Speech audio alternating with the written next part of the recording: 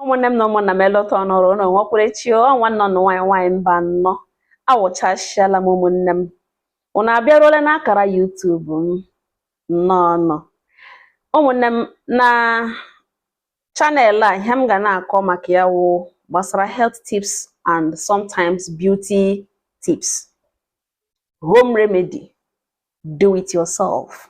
Unu mana mgbe ụfọdụ ka anyị na-enwe ọtụtụ problem kwesịrị ịwụ ịdị minor mana n'ihi na anyị enweghị solution to it ya bịa dizi ka wee major problem na-abịa eri anyị ego n'ụlọ ọgwụ dị iche iche na-agbagharị achọ solution na-amaghị na anyị na solution bi n'ụlọ. Solution ụfọdụ ururu problems ndị anyị na-enwe na-anọ na kitchen, ụfọdụ wa ahịhịa gbara n'akụkụ ụlọ ebe anyị bi. Unu mana Bible si na Chineke si na mgbọrọgwụ na mkpa ahịhịa ka anyị ga-akpara were gwọọ ọrịa. Every leaf, ahịhịa niile Chineke kere nwere ihe ọ na-arụ n'ahụ mmadụ. Mgbọrọgwụ niile nwere ihe ọ na-arụ n'ahụ mmadụ, enwe eke lara n'iyi. Ọ wụ ịmata mara nke na-arụ nke ọ na-arụ. Taa aga m alike ka anyị maa ego ọnụ ịgwa unu ihe unu ga-eme fọ ndị nwere eze mgbu.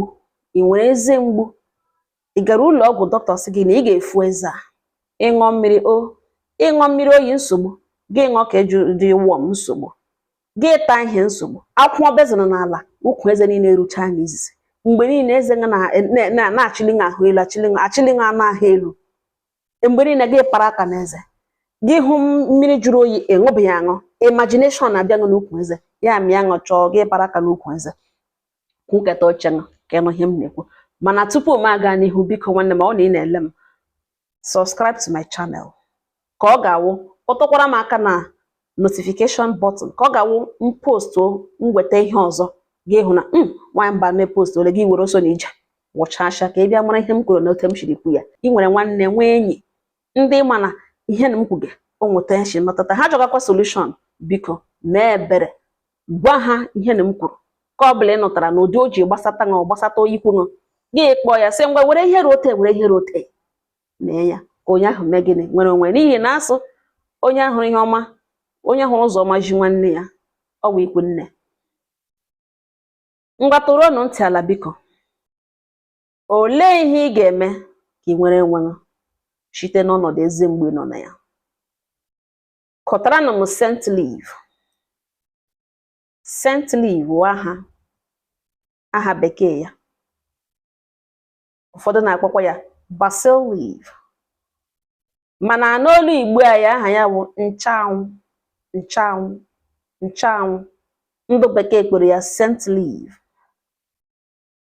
Kọtara m scent leaf ọnụnụ, kọta ya gị bute bowl of water, mmiri dị ọcha, mmiri kepụrụ ekepụ, wee gị ma ọ gị ime nwe ahụ mmiri dị ọcha trọsụcha na mmiri ahụ ga-adị ọcha, gị shie mmiri ahụ n'ọkụ ya sụgbuchia ururu germs nọ n'ime ya, hapụzie ya jụọ oyi. Ọ jụọ oyi gị ewe ya na bowl, were nnu ọgodo one full spoon of salt gị ewe gị plọk wazie nchụanwụ n'ọnụnụ, kụwa ahịhịa ya otu emekwala ka ị gbọọ ya gbọọ ya nga ka ị hapụ ịgbọrọ ọbụbara caterpillar, all these small insects na pest na leaves, ị hapụ ịgbọrọ gbọọ ya na mmiri ahụ. Mba, mgbe ị ga-eyuzuzi ya ndị ahụ another thing a na-arịa.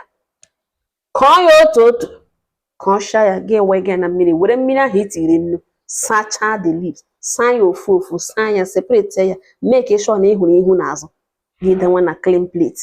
Gị sapụta ya mbụba ole na ole, gị sapụta gị ṅachasịa ya, fokogbuo ya, tinye n'eze. Ị mara eze ahụ nye gị nsogbu, eze ahụ ebe ahụ ugbu gị ebe ahụ nye gị nsogbu, gị taa ya, were ya taa nchụanwụ ahụ ọnụnụ, that scent leaf, you chew it from that same part, that particular tooth na-enye nsogbu, gị were taa ya.